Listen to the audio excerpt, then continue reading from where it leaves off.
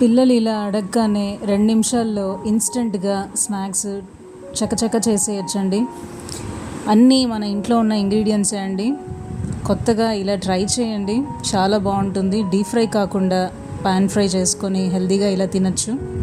ముందుగా పల్లీలు మిక్సీలో బరుకుగా కొంచెం రెడీ చేసుకోవాలండి. దోశ పిండిలో 3 స్పూన్ల సజ్జపిండి, మీ దగ్గర ఏ దోశ బ్యాటర్ ఉన్నా వేసుకోవచ్చండి. నేను రెగ్యులర్ దోశ బ్యాటర్లో సజ్జపిండి వేస్తున్నాను. మీ దగ్గర మిల్లెట్ దోశ బ్యాటర్ ఉంటే రెడీగా మిగిలిన ఇంగ్రీడియంట్స్ అన్నీ వేసుకోవచ్చండి, సజ్జపిండి వదిలేసి. 3-4 స్పూన్ల బెల్లం పొడి,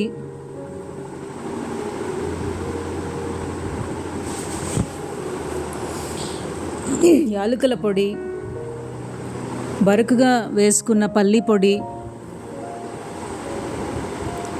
కొబ్బరి పొడి ఒక 3 స్పూన్లు తీసుకుంటున్నాను.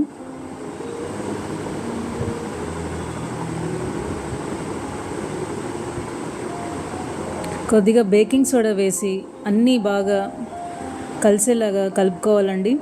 ఎక్కడ ఉండలు లేకుండా చక్కగా కలిపేసుకోవాలి. ఇప్పుడు గ్రిల్ ప్యాన్ రెడీ చేసుకొని బాగా హీట్ చేశాక గీతో కానీ బటర్తో కానీ కాల్చుకుంటే చాలా బాగుంటాయండి. గ్రిల్ ప్యానే ఎందుకు తీసుకున్నాం అంటే కొంచెం డిఫరెంట్గా ఉంటాయండి చూడడానికి, లుక్ పిల్లలకి కూడా అట్రాక్టివ్గా ఉంటాయి. నార్మల్ దోశ ప్యాన్లో అయినా చేసుకోవచ్చు, మీ దగ్గర గ్రిల్ ప్యాన్ లేకపోతే.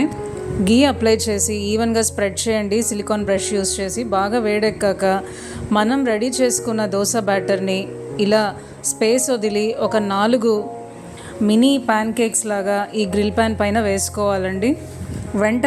వెంటనే తిప్పడానికి ట్రై చేయొద్దండి, విరిగిపోతాయండి. సో ఇది గ్రిల్ ప్యాన్ పైన కాబట్టి స్పూన్ వెనకల సైడ్ బ్యాక్ సైడ్ని ఇలా స్లోగా ఇలా టర్న్ చేయడానికి యూజ్ చేయాలండి. నార్మల్ ప్యాన్ పైన వేస్తే గరిటెతో తిప్పినట్టు తిప్పడానికి ఇది అంత ఈజీగా రాదండి. బెల్లం కూడా వేసాం కాబట్టి లైట్గా స్టిక్ అవుతుంది. కాబట్టి ఇలా స్పూన్తో లైట్గా అలా గోకినట్టుగా అన్ని సైడ్స్ నుంచి లేపితే ఈజీగా రిలీజ్ అయిపోతుందండి. తర్వాత గరిటెతో తిప్పుకోవచ్చు అనమాట. సో డిఫరెంట్గా ఇలా ట్రై చేయండి, చాలా ఈజీగా అయిపోతుందండి, చాలా టేస్టీగా ఉంటుంది. గీతో చేసింది చాలా కమ్మగా ఉంటుందండి. అసలు గీతో చాలా ఇన్స్టెంట్గా చేసుకున్నాం కానీ చాలా పెద్ద పిండి వంట చేసినట్టు ఇళ్ళంతా మంచి సువాసన వచ్చేస్తుందండి. గీతో బెల్లంతో ఏదైనా చేస్తే ఇంట్లో అంతా మంచి స్మెల్ అయితే వస్తుంది. తప్పకుండా ట్రై చేసేయండి. అప్పాలని బూరెలని ఎక్కువ ఆయిల్లో డీప్ ఫ్రై చేయకుండా ఇలా హెల్తీగా ట్రై చేయండి. మన ఛానల్ దివ్యామృతంని తప్పకుండా సబ్స్క్రైబ్ చేసుకోండి.